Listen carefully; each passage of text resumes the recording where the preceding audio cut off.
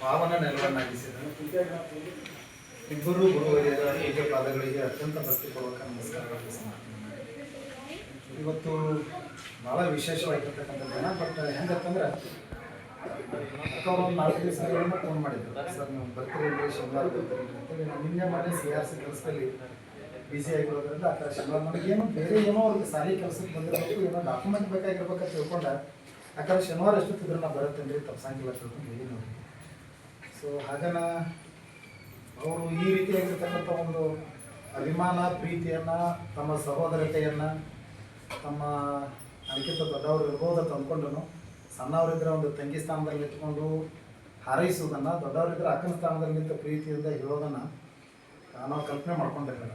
ಇದು ಒಂದನೇದು ಇವತ್ತು ನಡೆದಿರ್ತಕ್ಕಂಥದ್ದು. ಎರಡನೇದು, ಮೇಲ್ಗಡೆ ಸರ್ ನನಗೆ ಭಾಳ ರಮೇಶ್ ಅನ್ನೋರು ಹೆಂಗಂತಂದ್ರೆ ಭಾಳ ವರ್ಷದಿಂದ ಪರಿಚಯ ಮತ್ತು ನಮ್ಮ ಎಲ್ಲದಕ್ಕೂ ಸಲಹೆ, ಮಾರ್ಗದರ್ಶನ, ಒಡನಾಟ, ಪ್ರೀತಿ ತೋರಿಸೋದ್ರಲ್ಲಿ ನಮ್ಮ ಸ್ವಂತ ಅಣ್ಣ ತಮ್ಮ